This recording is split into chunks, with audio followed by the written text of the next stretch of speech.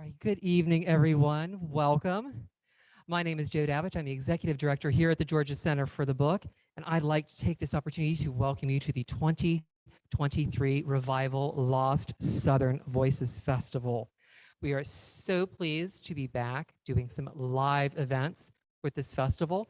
Don't forget, if you want to see all the programs that we're going to present over the next few days, both virtual and live, do pick up a festival schedule out on the table of propaganda as you leave. If you don't already have one, and you also noted that we have a particular flyer for tonight's program that talks about both of our speakers and, of course, the lost voice that we will be talking about this evening. Of course, we'd like to thank a lot of folks who are with us here tonight and who help us work behind the scenes for the Lost Southern Voices Festival, both at Georgia State Perimeter College and from the Georgia Humanities Council for their continued support as well. Of course, our committee that helps put together this program, Jennifer Colatosti, Gina Flowers, Sarah Harrell, Pearl McHaney, Carrie Miller, Andy Rogers, Anna Shackner, and Allie Stonewright. And this starts months and months ago. Everything from inviting the speakers, formulating the panels, making the lovely program, which you can view in full with your QR code that we have posted in various places around the auditorium and the library. And also for the folks on the Team William Gay archive. As you know, we've had an exhibit open on the 4th floor here at the library of William Gay's artwork. He was a self-taught artist as well as an author. So if you haven't taken the opportunity to see that exhibit, please do so this weekend. It's some pretty amazing artwork by someone who was just gifted canvas, paint, and did it in his spare time. And basically it's scenes from his home in Tennessee and around his home in Tennessee. So very, very interesting exhibition. Right now, of course, I'd like to welcome our moderator, Pearl McHaney. She is the Kenneth M. England Professor of Southern Literature Emerita of Georgia State University and the co-founder with Andy Rogers of Revival Lost Southern Voices.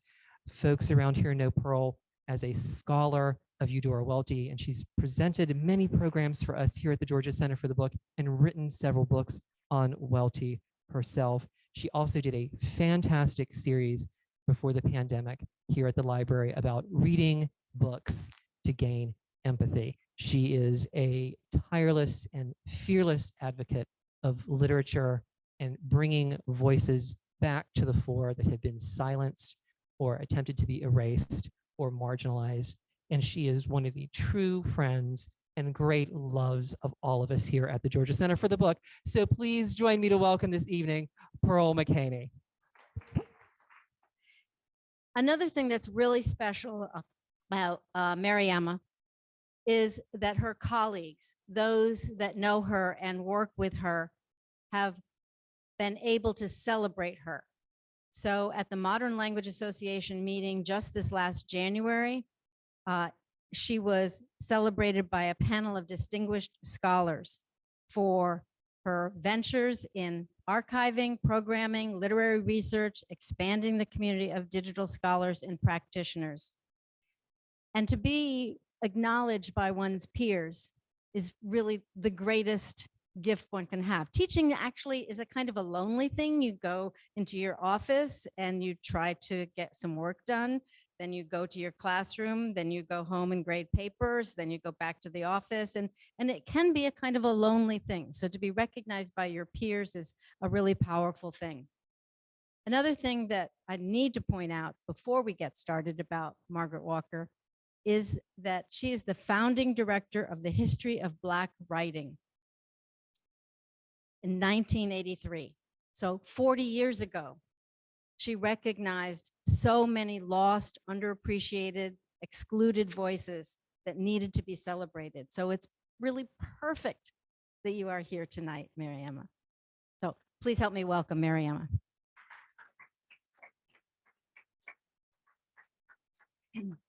So we're here to hear about this beautiful book, beautiful portrait of Margaret Walker. And the accolades that are on the back, I'll read just a few of them.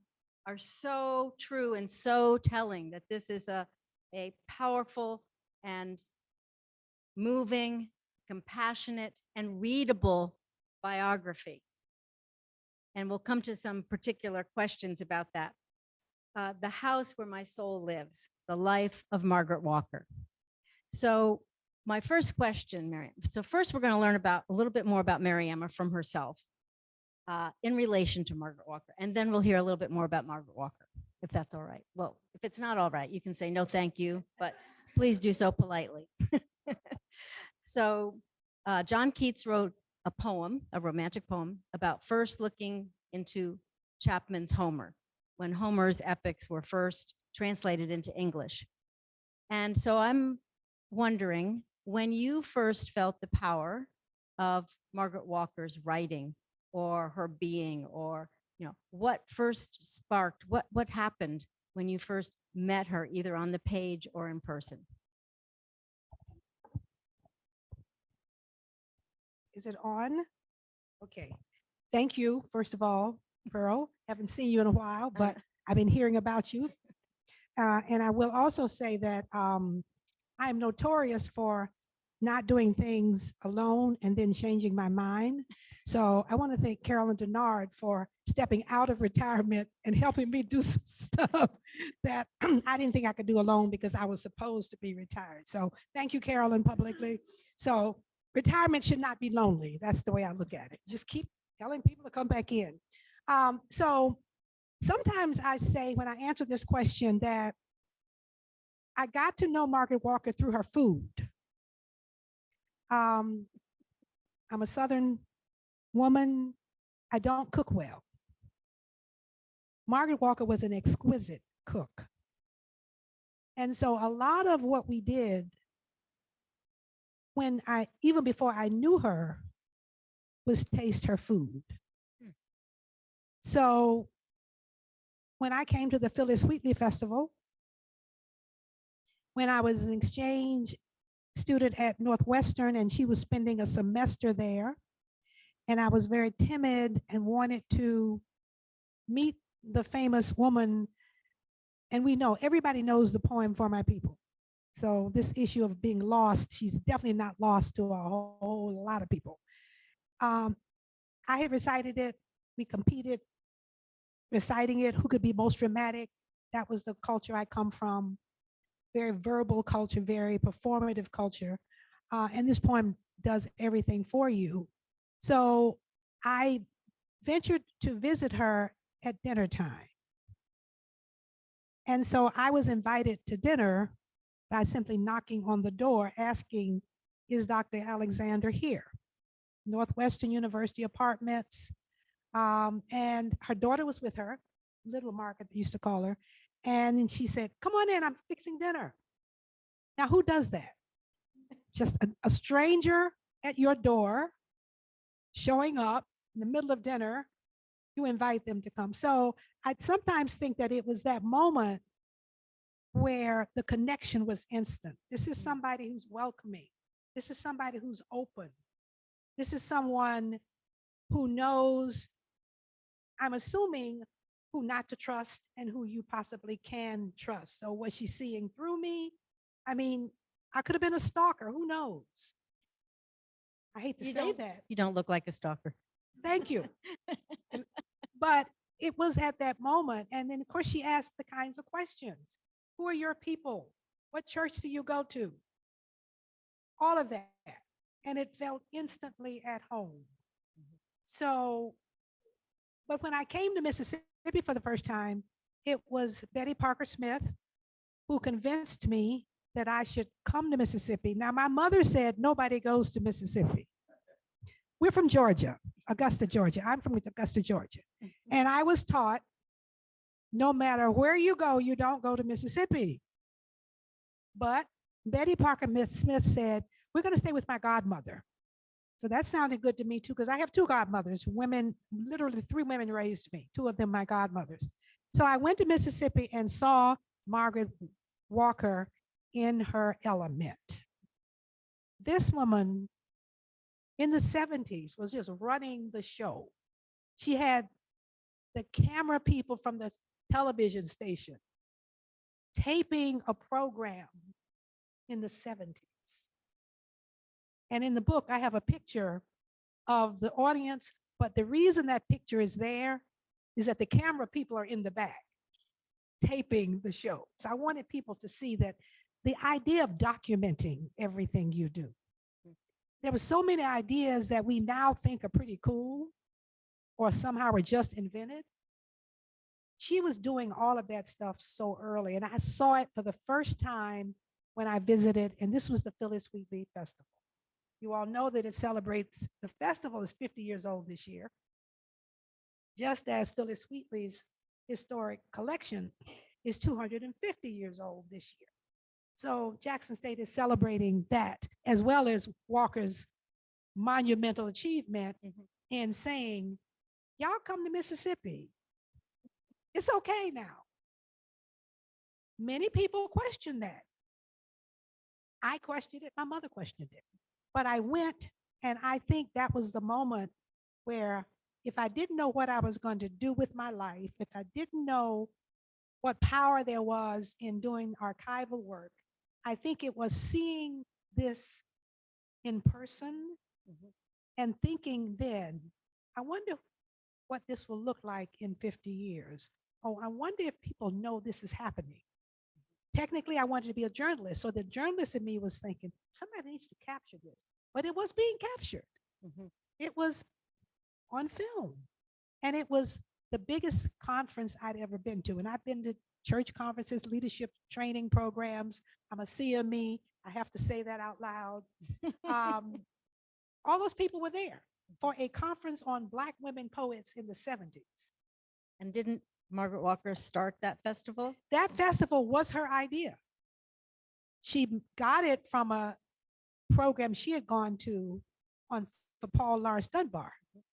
And when she was riding back on the train, she mapped out the festival. I don't know anybody who had that kind of vision, that kind of bravery in the 1970s and no money. And she got the money, but she just mapped out the festival. I'm going to have everybody here. All my friends are going to come. But she was accustomed to doing that. I mean, as the biography says, she started bringing people to Jackson, Mississippi in the 50s. It was all her friends. She said, come, and they did. Those I got to talk to before they died, and many of the people who I interviewed in the book are dead now, all said they came for the food because she cooked for her guests. She had big events at her house. Partly was because segregation, you couldn't go to a restaurant downtown, so why bother if you have an excellent person like Margaret Walker? And she had help along the way, but she would cook for her guests when she had events. And I have one of those pictures in the book as well, where you were at her after party at her house. Of course. That's so wonderful. that was it. It was a couple of moments that just stand out for me, and I was hooked. And I'm happy to admit that she's not lost for Many. my people. She's not However, lost. there's so much that you excavate, as you say, and find in the archives from her journals, from her many, many, many unpublished pieces, that we can gain a much larger understanding and enjoyment and learning from Margaret Walker when we hear that whole story. And I'm going to come back to for my people in a moment. But I will say that our very first Lost Southern Voices, Natasha Trethewey, read For My People for us. And Yusef Komunyakaa talked about George Moses Horton, who Walker also helped celebrate toward the end of her life. So, I mean, it's all coming full circle, and you're a part of it now. You're a part of this circle of awareness. But I want to go back to when Walker received a little journal, what we would call a journal today, when she was 10 years old and began writing poetry. But For My People, even though she published that when she was just a teenager, she had before that written an essay called What is to Become of Us, the plural, what is to become of us? And I thought, would you talk a little bit about that particular essay? If you have the book already, it's on page 77, where Maryemma does a wonderful job of telling us quoting the essay and talking about it, and then really helping us understand the import of it, not just reading it and what it says. So it's interesting you should bring that up, Pearl, because the first time in print is an essay. Exactly. Now, I also tell people that Margaret Walker had a stage mom for a mother. We all know what that is, right? This is a mother who is going to come hell or high water, get her daughter where she needs to be so she can be seen. So she paid to get her early poems, juvenilia, published. But on her own account, Walker's first publication was this, What Is to Become of Us? Now, there's a very tattered copy of it in the book, and I never could get, but I felt the tattered copy was good enough. And that was one of the first publications, one of the first archival pieces I had. And I had a photographer to take a picture of it so that it would not continue to crumble. So there's a picture of it. And it was a New Orleans magazine that she published in. And basically, what I take from that early idea was, I am not myself, I am for my people. The use of the we, us, our in that essay, what is to become of us? She's asking those critical questions. What role am I to play in the becoming? This is still high school. This is coming out at 16 years old. She was one of those early achievers, high achievers. She is wondering what place she has to take. Now, her father's a minister, so a life of service is built in. And there was no surprise that she assumed if she were a male, she would have been a minister. That is what she thought. But there were no women ministers at that time. She loved her father. She was her father's daughter, preacher's daughter, the title of that chapter. But she drew everything from him. So this idea of a public spokesperson, this life of service, whatever I give, I've been given to God to share, deeply religious. That what is to become of us is an outward facing. It's public facing. It's less of the spirituality as guide me, O thou great Jehovah, as we would say, into doing a life, giving the life that you know I should lead. But the essay form, she comes back to. Right. That's why I wanted to point out about the essay form is always there. And I think writing in a journal, as she did for so long throughout her life, simply honed that skill. The essay as a form to talk to talk back, to critique. So she mastered that form from the very beginning, but she started out with the essay form. And maybe she learned a bit of that from her father, the minister, in the did. sermons. But what Maryemma writes about this, in which it also shows Walker's propensity to understand and challenge history, the things that were happening right around her, because she takes on Booker T. Washington's "put down your buckets where you are," and she accepts that, but she goes further than that. She reinterprets it without having to confront or answer W.E.B. Du Bois, which she's really working toward, but she doesn't have to admit that part. But what Maryemma says, that this essay symbolizes a mature, thinking individual who is intensely concerned with the politics of race and class. But this is in a chapter called "Get Her Out of the South." So this mama also was pushing Margaret toward a celebrated poet of the day, Langston Hughes, and wanting Margaret to show her poetry from her journals to Langston Hughes. But would you further that story by saying what this "Get Her Out of the South" is? Right. So two things that are important here. I contend that Margaret Walker was probably the first person to do an official sponsored tour of the South. And she did it because they allowed her not just to do the schools they wanted her to do in the North, in New England, but that she could do HBCUs. So it was a two-part tour. But Langston Hughes was on a tour of HBCUs funded by Mary McLeod Bethune, who provided him with a driver. But they could find no place for him to speak because of segregation in the 1930s. So he was not going to be able to come to New Orleans because he couldn't do it at Tulane. He couldn't do it at any of the other schools. So Walker's mother and her father, and it was, I'm sure, her mother saying, we can bring him here. Come on, Langston. Come to New Orleans University, previously known as Dillard today, but known as New Orleans University. We can fund him. Money, no problem. Now, I said her mother was a sage mom. She signed a contract. They had no money to bring Langston because they had to pay for him. So he was coming to speak at New Orleans University, and they did the remarkable thing of having it an integrated affair.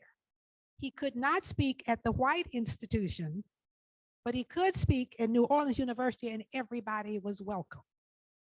And as her mother, who was a concert pianist, by the way, her mother was a pianist. She had the full array of programming. It was the choir singing. It was the daughter, sister Mercedes playing a piano solo. And it was all so she could get Margaret's poetry to Langston Hughes.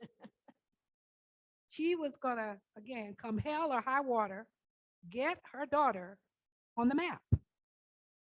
And so the chiefs were prepared along with the program. The programming was exquisite. And the mother is standing behind her daughter, pushing her up. Now, go to him. Go speak to him. And as Walker writes in her journal, she was terrified. She was intimidated. Her mother's pushing her arm to hand. And the first thing Langston says, you don't give your poetry to anybody, but let me see it. And of course, he's saying, my God, now I'm interpolating here. This is amazing. This woman, and looks at the mother who is standing, obviously overseeing the whole thing. You got to get her out of the South. So it was that moment when two things had happened.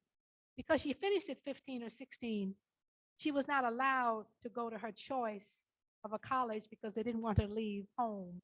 And Walker could have been a fast girl if she hadn't been watched closely. Look at the pictures. Beautiful, beautiful. This girl was ready to leave home at 16. No, her mother was not going to have that. The father is not going to have it. So she stayed at the local school and went to 2 years there before she was allowed to go. And when she was allowed to go, it was with her sister.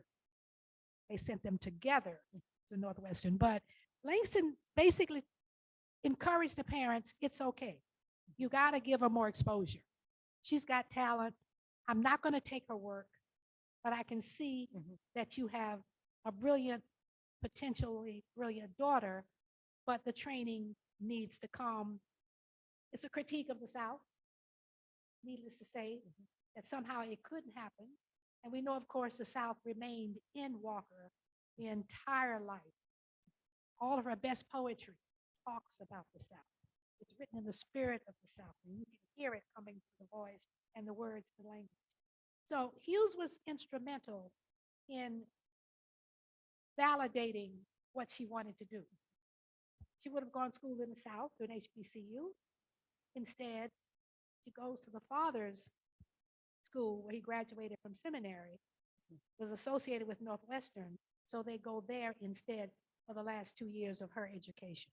But yes, that was the stage mom at her best. So already Walker's been in Birmingham, Alabama, where she was born. And then she's in New Orleans, where she grows up. big city, but a wild city, beautiful place for integration in the Creole culture and so on.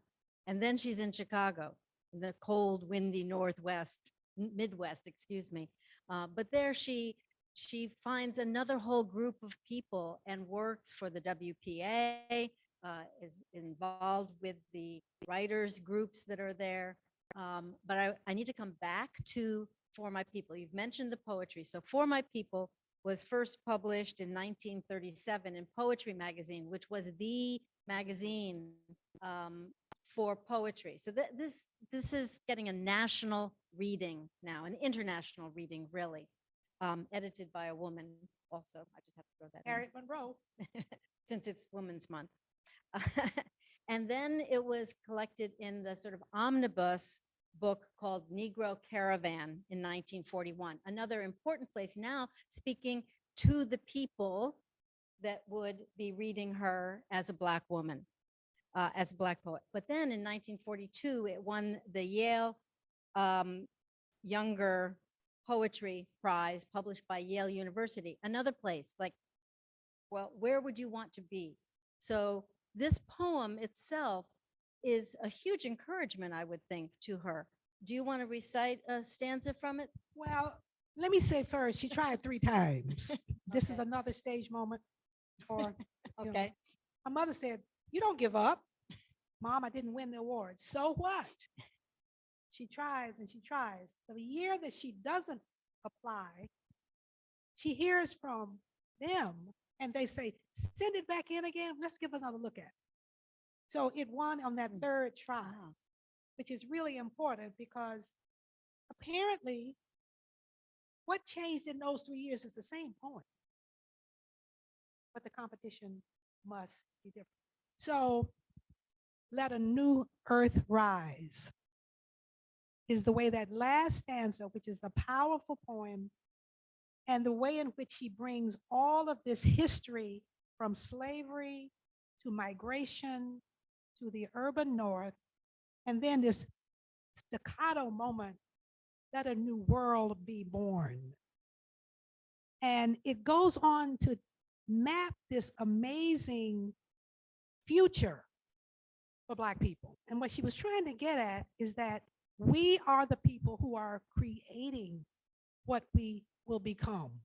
We must be the ones to have this new world, this new earth. We do it for everyone, but it is my people, our people, it is the we.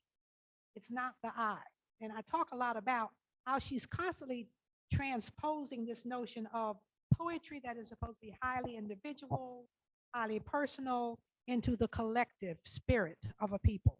So that last verse is the thing that people just allow themselves to grow into the future after she has described every moment in our history with a stanza. It is one of her longest poems, and she wrote a number of the long poems.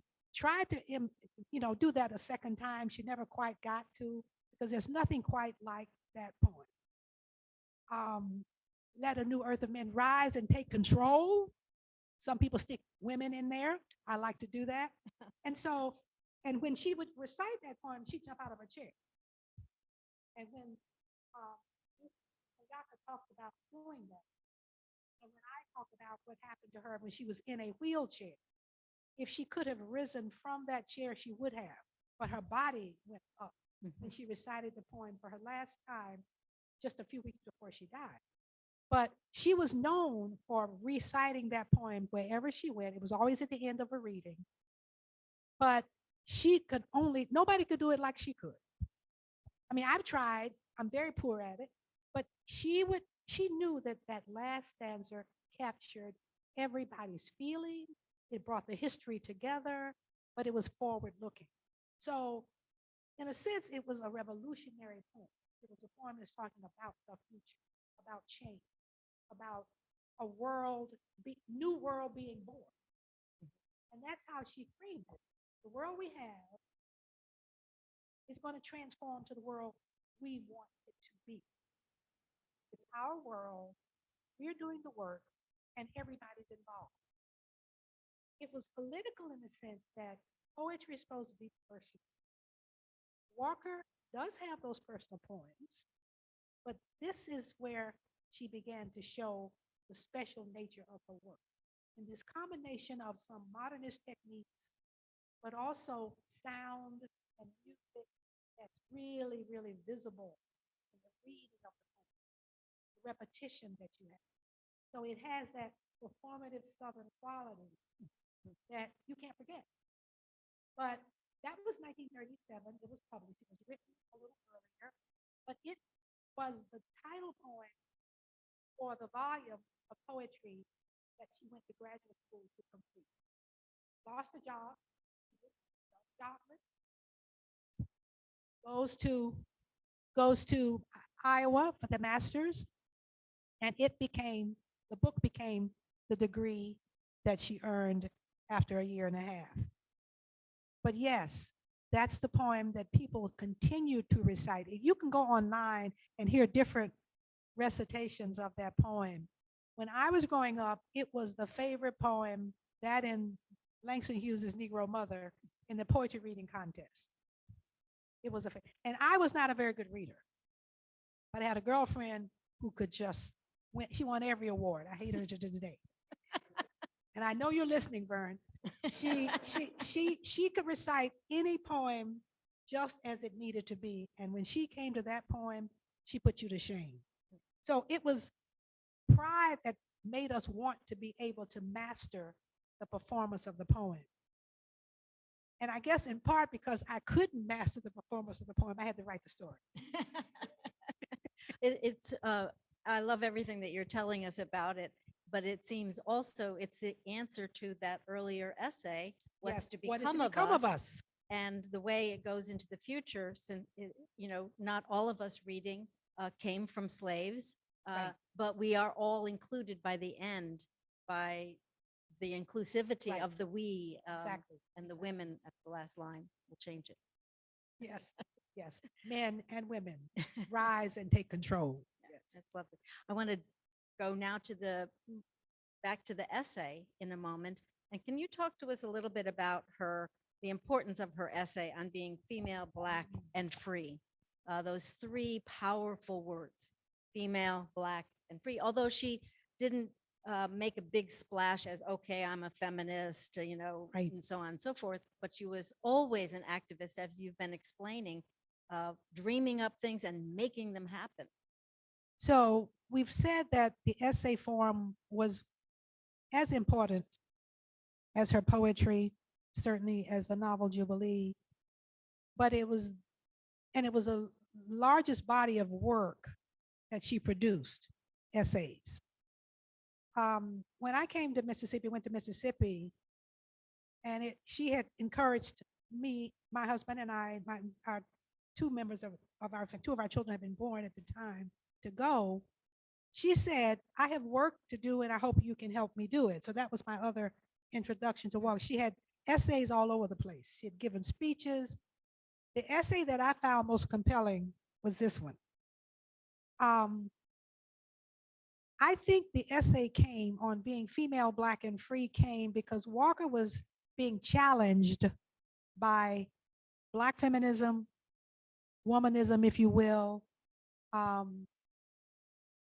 a radical view that she could not fully accept. The other statement that accompanies this essay is Walker's saying, I am an emancipated woman, not a liberated one. That was another one of her quotes. I'm an emancipated woman, meaning we're not enslaved. We are free to make choices. But as a woman, and I love being a woman, I don't feel as if I can accept the life of the liberated woman. Now, the new woman in the 1920s, we've got, the way in which women were seeing themselves in new ways in the 60s and 70s, and it was white feminism that she was mainly opposing because that's what she understood it to be. So she came slowly to the idea of feminism, never accepted the term for herself, never claimed it. So I think what she did instead was, let me say what my position is, and on female, Black, and free. Sometimes she would say, I'm Black, female, and Southern too. She would often add that moniker to it. But I think feeling the need to make a statement that was from a woman taking a position was important to clarify what she was and what she was not. So not feminist, Right. but in my, what she always says, in my mind, I'm always free. That was the way she framed her understanding of being a woman of her own mind and not feeling bound by anyone. And that was certainly the position she took. The essay itself speaks to the aspects of womanhood that she embraced. And it is, I think, probably one of her most important essays, but it is her statement that comes as close to being radical, not feminist as she could. Well, the 1960s feminist liberated woman has had to give up something. Right. And she doesn't give it up. You make that clear in the chapter title, Every Child is a Lost Book, or I forget how you say it so beautifully. Every child, every book, no, every child is a book I didn't write. Yes. And that was, again, not her. That was from Arna Bontemps. Okay. Because both Arna and Langston Hughes came to see her when she was pregnant. But every time Arna visited her, she was pregnant again. And those of you who do not know who Arna Bontemps is, he is one of the writers from the period who lived well into, not the 21st century, but who was at Fisk University, ended up going to Yale, but a very good friend of Walker's because they were in Chicago together. But he was well known for saying to her, when are you going to stop having these kids? And every time he saw her, he said she was pregnant again. Yeah, So that was Every Child right. is a book I didn't write. Every And she took Child it. is a And I book thought it was a didn't great write. title. Yeah, no, it is perfect. And it's on a page where you see You the see four it. beautiful children. But you also make a point throughout how many archives there were, how many journals, how many books were in parts or in pages without being finished. In the interview that you did with her, she's proposing all these books and you have to footnote, not yet, not yet. Yes. So talk a little bit about the things that we learn about in your biography that we're not able to read in their finished form. So I don't know if I know a writer who left so many unfinished projects, and in some cases, finished projects. I mean, Goose Island was the 1930s book that she accused Richard Wright of stealing from. It never was published. It was written under the auspices of the WPA. We mentioned the fact that she did have a job with the Federal Writers Project. And it was a collection of stories about a woman who was a religious leader. I like to think that when she was asked to record the life story of Sister Thea Bowman, a Catholic nun who has a very interesting life herself in Mississippi, I like to think that she felt that that was as close to getting a story of that sort out. Now, she wasn't able to publish that transcript of Sister Thea because the Catholic Church, I think I can say this, I know this is Zoom, would not allow her to publish because she was not Catholic. That is, Margaret was not, but Sister Thea wanted her to tell her story to Margaret Walker, and she accepted that assignment. So that Goose Island story and a religious story of a religious leader were the two that came closest to being finished, but again, never saw the light of day. There are also two unfinished autobiographies or memoirs. The outline is there. She takes a different direction in each, but she became ill. So the idea of that being finished is one she had to accept. And it's one that she said to me, I guess you're going to have to finish the work because I can't do it. But I couldn't just finish what she had started. I had to tell a different kind of story. The 3 or 4 books that she felt were giving her a new perspective, she wanted to do a second book to Jubilee. Jim and Mindy, the children that were in the end of the story, but didn't have a life of their own. Mindy and Jim. Her daughter, I thought, oldest daughter, was trying to finish that book. It was no more than an outline. But she talked about it all the time because she thought that she couldn't take people into the 20th century. She needed to write a book that was in the 20th century. And Mindy and Jim was going to be that book. What happens after slavery? What happens in Reconstruction? What happens as people are building Black institutions, the church, the school, the community, entrepreneurship. She was trying to map the history of Black people in, as she did in the poem, Let a New Earth Rise. And this new earth was a 20th century phenomenon. So Mindy and Jim never made it either. But she always created books that gave her a sense of, this is the world that we can create if we do this. Mm-hmm. Some were more religious than others. My Black-Eyed Susan School, she wanted to talk about HBCUs and the value, historically Black institutions, and the value that they had, the contribution they made to building a society.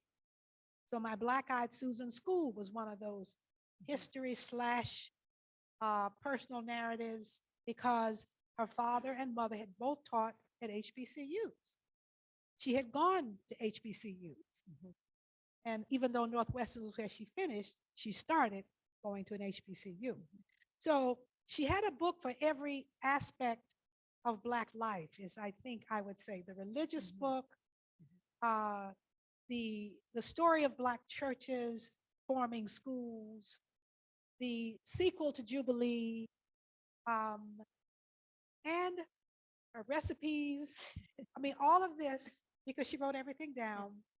And I think that her granddaughter is taking that project on. I don't know if she's listening, who lives in Chicago, because she wanted to, because that is something, she did have recipes. Mm-hmm. And she felt that that would be an important, she kept them. They weren't compiled or published, but she kept them. Her fruitcakes.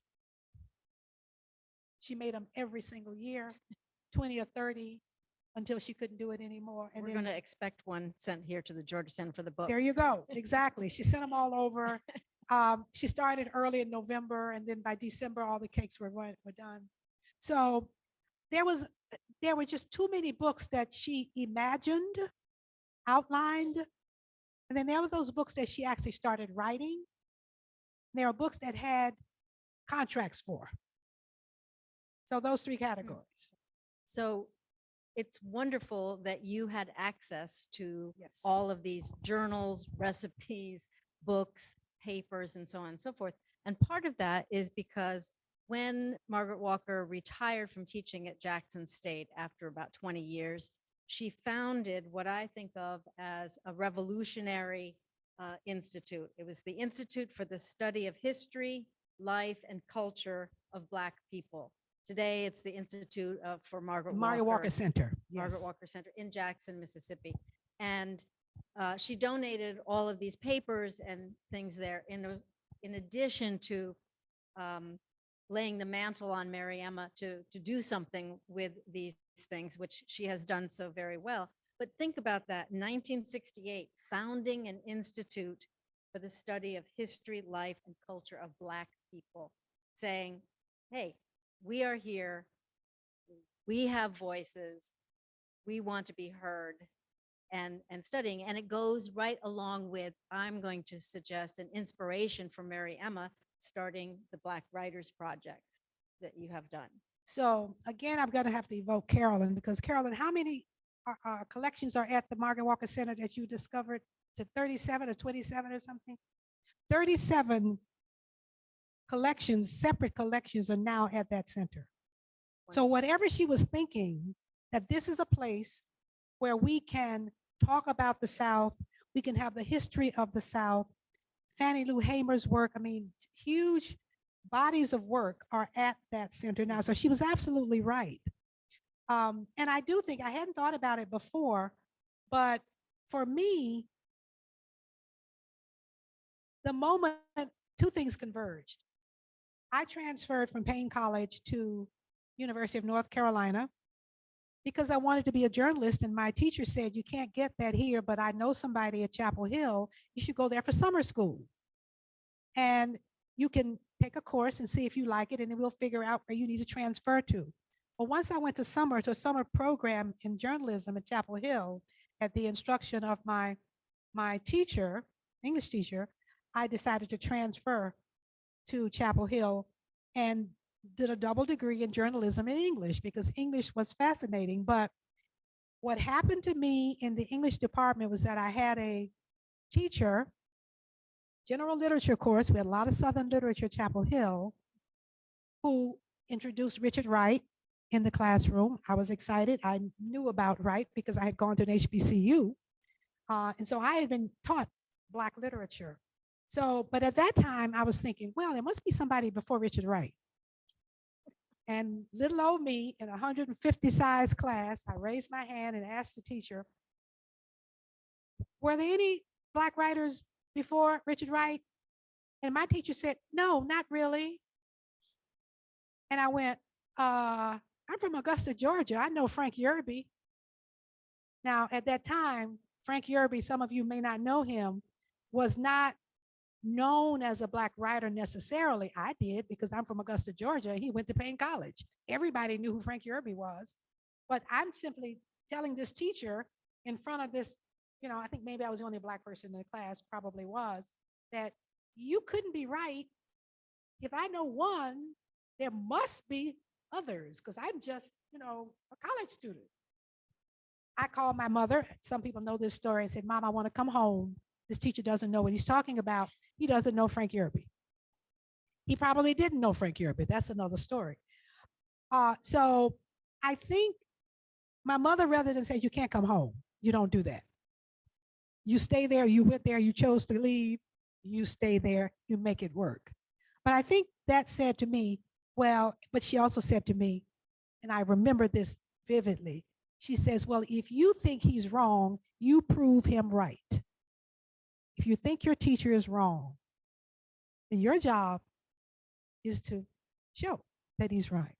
So I think that was the moment, the kernel for my archival work. Today, we have about 7,000 titles, novels in our database at the University of Kansas. We started with and these are mostly unknown novelists.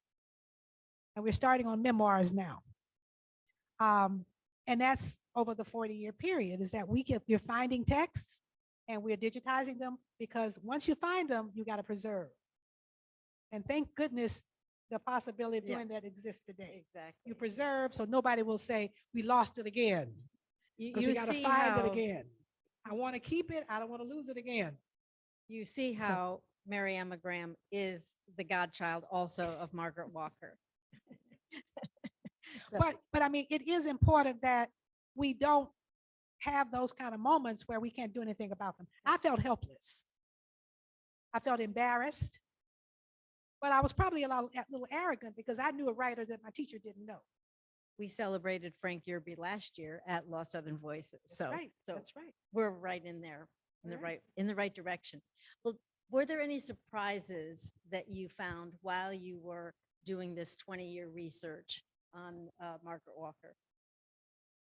I had an interesting moment at Penn State last week where I talked about Walker's political sophistication. Now, she was trained as a Marxist.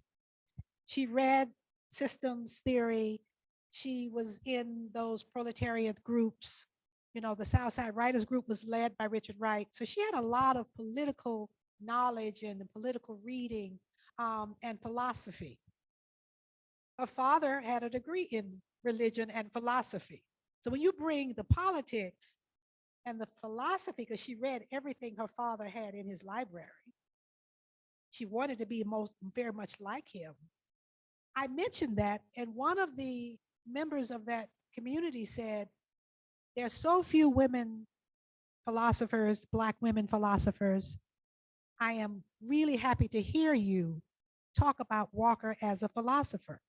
And I hadn't thought about it until that moment, that because I was trying to bring her ideas to the surface, those ideas are in the journals where she's analyzing everything. She's drawing on her knowledge of philosophy to explain fascism and the rise of fascism. She's drawing on her ideas to talk about why it's not possible to do X, Y, Z, or to talk about war and the way in which war emerges and takes over. I didn't realize that I was giving this view of Walker as a philosopher more ground. So that was a surprise to me and had to come sort of after the fact. But I knew it was important to talk about what she thought and how her thinking evolved and how she would correct herself after she'd read more and her desire to read everything she got her hands on. And so that was a surprise. I guess the other surprise was how smoothly she combined this deep spirituality and this left-leaning views that she embraced. They never seemed to be in conflict. Now, Richard Wright, for him, it was extremely, he was with conflict. He could not be religious and political or Marxist Leninist. He just couldn't do it. Walker could see those two views in tandem. It never disrupted her religion. She may have had, as she says, her few years of apostasy, where she left the church, but she came right back. But her political thinking was so involved, and yet it never conflicted with this deep religious faith. And I had not seen that before. People were either or at least there was some version of one of those things. But she combined them so beautifully. When it was time to think and analyze views and politics and systems, she was the best there were. Here's an assignment for you. As you are reading the biography, you're going to be looking for Margaret Walker as philosopher, as having this beautiful balance, and then you can communicate to Maryemma that, yes, she did do that. She did write that particular thing. One thing that I noticed in the biography is how beautifully you address the challenge, which I do think is a difficult challenge, of balancing the life with the written texts. Many people writing biographies of writers, they either write only about the life and don't address the work, or they write only about the work and don't admit the life. And you seem to have woven those two together beautifully. Can you speak to that challenge? Or maybe it just came natural to you? No, that's why it took wise 20 one. years. What I now realize, and I had to get comfortable with, is that there are three voices in the text. There's the timeline, historical narrative, which I was constantly trying to revise and detail as I move through. I want to get the facts straight, what happened when, and then document what happened. But then Walker left so much writing, I felt she had to tell her own story to the extent that I could, so you could hear her voice. So it's heavily quoted from the journals, but that's Walker's voice. But like any, at least I think, any good biographer, I felt that I had to comment on whether or not I agreed with what she said or thought, or this was a misreading of something, or she really was in love with Richard Wright and she didn't admit it. So I think my voice is there too. So these three voices, I had to figure out how to integrate. And I kept going back into not quite getting it right. It was mostly my voice. I kept changing so much because I talk to people and get some other ideas. This is really a collaborative book, but I'm really a collaborator. I mean, I think that is natural for me. So I talked to a lot of people, interviewed a lot of people, asked people what they thought about this. But it was that third voice that was probably the most challenging because I'm talking back to Margaret. Mm-hmm. She's got a quote there. And I'm not saying, I don't know how you could see it that way. So I'm having to comment back to her, but I have to stay within the timeline. I can't make stuff up. Mhm. The discovery, as I say to people, that I made in sticking with the timeline and having had 4 children, I know about pregnancy. And so when I went to get the birth certificate, I'm sorry, the marriage license for Margaret Walker, it did not add up. So there is the discovery, which I felt very uncomfortable about because I have to say it in the book. But I did speak to her children, and her oldest daughter, who was this one who was born before her mother got married, said, I know this. And so I felt comfortable using because I found the marriage license and it did not match anything else. And it was in North Carolina. And I would attribute the National Humanities Center librarian who found that for me. She found it and she brought it in and like, that's not what you said. I can't find one in this year because it doesn't exist. So that was one of those discoveries, but it was a difficult decision. Do you leave the way she told the story? So I have both stories. I have her story and I have the story that I found. And so once I was able to do that, other kind of discrepancies I felt more at ease with, challenging, questioning, disagreeing, and commenting what other people had told me, which was not what she said, especially her siblings who knew her to be the Margaret Walker that some of us knew too, who had her own mind, her own voice, who talked back to people, who talked too much, who got in trouble a lot for her mouth. If you read some of the interviews, especially the one that Maryemma did with Walker, you will understand that clearly because she didn't like to be disagreed with. She knew what she knew. Definitely. I have just one last question, and then we'll open it up for questions from the audience. Will you tell us a little bit about the title of your book, The House Where My Soul Lives? So I should know what page that's on, but that is a Walker quote. A lot of the titles in there came from her, but she was a dreamer. In those early journals, she was imagining herself in some other place. And so on this particular quote, she says, in my house, there are many mansions, many rooms, but in my deeper, deeper soul, it is where I really live. I live in my soul. I mean, it's this idea of being free in my mind. It's the same thing. In my mind, I'm free. I'm mentally free. But in my soul, and so I took that quote because I thought it captured beautifully how she operated. My house is my soul. That's where my soul lives. Nobody can touch it. But she framed it as a house. I thought it was also very Southern. That is, your house is a home. It's where you live. It's what you take care of. It's what you own. It's you. The house characterizes you. And house was really big in her life. When she was in North Carolina, her husband built a house and she moved into a house of her own. When they went to Jackson, Mississippi, she lived in housing that was provided by faculty at Jackson State. She was very unhappy. She wanted a house of her own.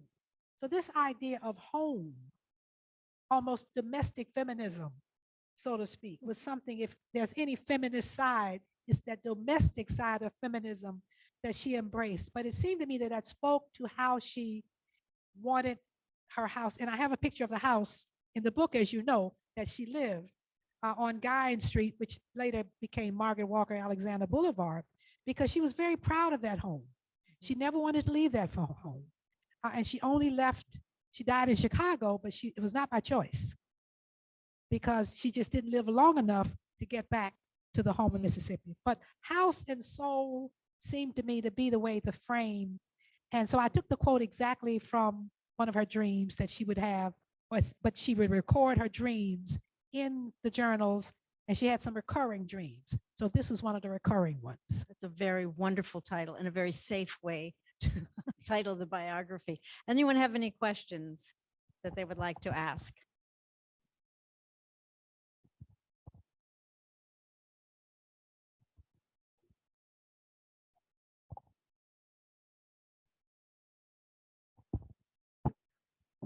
are so shy. Y- Oh, thank you, Carolyn, because you risked me asking another question. Well, first of all, I want, do you hear me? Okay. I first of all want to thank both of you for just such an enlightening conversation. I mean, I received the book and I'm that many pages, Miriam. I mean, my hat's off to you. But now I see there's so much in, it's a treasure, and I'm looking forward to it. I was at Jackson State when Margaret Walker was in the English department, and I didn't have a class with her, but she was around. You know, I think about you saying she's just kind of directing everything. And I was wondering in your research, what do we know about Margaret Walker, the teacher? Is there a teacherly Walker that, and how she handled that, or Mhm. how that fit into her role? That's a good question because many people knew her as a teacher. Several people talked about she was perennially late to class and nobody left. Hmm. They all waited. You know, the 10-minute rule, at least my students got it down to 5, I think. You know, I would meet them coming in, they're walking out the door like, come back, come back. They waited for her. People said there was such a joy to be in a classroom with her. And I think it was a joy because she often talked from personal experience. If she's reading Arna Bontemps, she would throw in a story about Arna. If she's talking about Ralph Ellison, she'd talk about Ralph and Fanny. And whoever she was talking about, there was a personal connection to these people. And I think the students realized that writing and literature was not far off in some distant past or distant place. This is a woman who knew these people. There is a story that Alice Walker tells that Walker, she listened, she was in one of those classes. She actually took over some of the teaching at Jackson State when Walker left for a period of time. But she sat in our classes. She disagreed with the fact that Walker concentrated on the men and not Zora Neale Hurston, whom she never really met, but she met her as a child, and her mother knew Hurston because they were contemporaries. But it was the men that she knew. She knew all the male poets. She knew women poets too, and they all came to the 1973 festival. Mhm. So it wasn't that she left them out, but 3 things we know are important. There were many writers who did not get published as actively as they could have, and those were those mid-40s, 40s women, Black women. They did not get widely published. Some of them never published full books. They published poems. Naomi Long Madgett had to found her own publishing company in order to get more recognition. But lots of women did not get the attention that they needed. Mari Evans was one of few who got pulled into the Black arts movement, and that was how she was able to gain visibility. Walker was lucky because she came before, and then she resurfaced after. So she was before, not so much during, but definitely during, after that period, because her 2 volumes came out in the 70s. So Jubilee 42, then 70 and 73, she's publishing more volumes. So she has this double opportunity, but she did know all of those male poets. She knew them because it was the end of the Harlem Renaissance. She knew them from the Chicago Renaissance. And any other Renaissance one had, she would know who those people were. So she shared those experiences in the classroom. And so students would get firsthand knowledge, and they considered themselves privileged to do so. But Carolyn, you're not alone. John Peoples said when he came to Jackson State, he had to go see Margaret Walker because he never took her classes. And he thought she was going to be his enemy when he got there as president. It turns out they became best friends. And it was he who allowed that center to thrive. She was, yeah. And so, but he was saying he didn't take any classes, and he thought he would never succeed at Jackson State if he didn't make amends with Margaret Walker, but he did. And he succeeded very well. Thank you. Thank you both for the question. I'm sure it was like you speaking about Toni Morrison when you were teaching your absolutely. classes. Any other questions or comments? Yes. Want to hear you, so wait for the mic. Take the mic so that the people Zooming can also hear. I graduated from Mississippi State University in 1968 as an English major. Talk a little louder. Okay. I graduated in 1968 from Mississippi State University and grew up in Jackson. I went back and looked at my English lit book from those days. I mean, in the American literature book, excuse me. There was not a single Black author printed in that book. So did she help get that changed so that we now might go into college English and find an English lit book with some Black authors in it? So this is an interesting story, and it only gets kind of a footnote in the book because there's too much stuff to put everything in there, of course. She was asked to do an anthology. It was never published. It was the beginning of the new anthologies that were being more inclusive. She was asked to do one. I actually have the material she collected. She was going to do one in Black theater, Black poetry. She was going to do 3. I don't know what made her think she could do all of that. And of course, the fiction. Of course she could do it. Of course she could do it, right? She never thought she couldn't do anything, right? So she was the first person they went to start this new move in increasing the diversity and inclusion of writers in the Norton and the anthologies. Now, we all know that eventually the Norton was edited by Henry Louis Gates and Nellie McKay. That was the first big splash. There were a few Black anthologies that came earlier, and Walker was invited to do those singular Black anthologies. But most people learn their literature through anthologies. We know this. It is still the case. But she couldn't pull it off. But you can imagine what happens if that is a generation after generation of people learning about American literature or any other kind of literature. Nowadays, of course, the Norton, the Riverside, Blackwell Hudson, the anthologies make an effort to be more inclusive. But you would have to bring writers in externally in order to get the lyric, which is why HBCUs were really so important. Walker's Jackson State was important because she was teaching those writers all along. She didn't need an anthology. She had the books, the writers' books. She would read from them. She loved to perform in class as she did on the stage. So you got a particular kind of education if you went to an HBCU, just as I did. And I never thought, which is why I was so bold in asking my teacher, Chapel Hill, why we didn't have any more people in the class, because I was used to getting more people in the classroom. But you should not be surprised, because that was the nature of education at that time. There were some people who brought in other materials, but it was not unusual to have an all-white anthology. All of them would like that. Now, you mentioned Negro Caravan. That's why that book emerged in the 40s, in 41, because it was not the first, but it was one of the first Black anthologies that was circulating. I think every school library in the HBC network had that anthology. The 3 authors made sure that there was a presence of Black writers, but it was that independent anthology. Ulysses Lee, Sterling Brown, and who was the third person? They had 3 authors. But it was the Negro Caravan. It was the first one, and Margaret Walker was in there. She barely made it because the book was out. The book wasn't out, the poem was out, and they included it for my people, which is one of the reasons it became so popular. It was in that first, and to be known.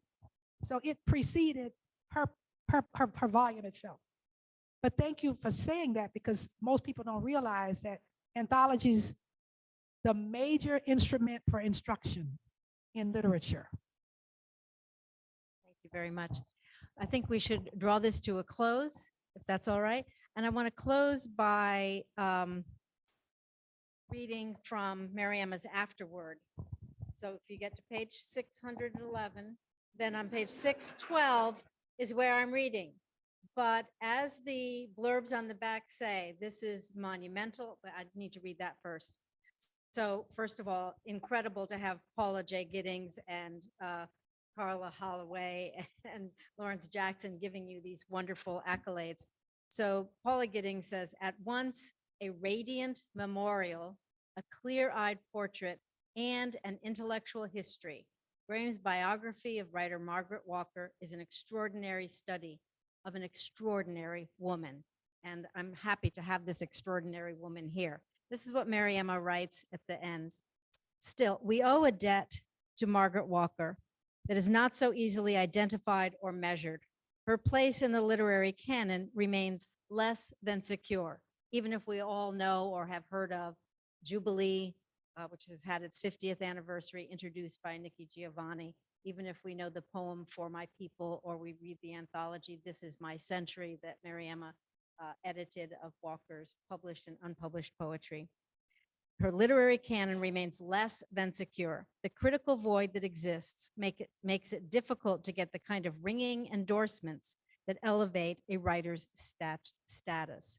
And this is really the whole purpose of Lost Southern Voices, to be able to bring underappreciated authors to the fore. For My People and the biography and the things that you have written, the essays that she wrote, really speak so much to today that I was going to ask Maryemma which Walker we should start with, but I'm canceling that question.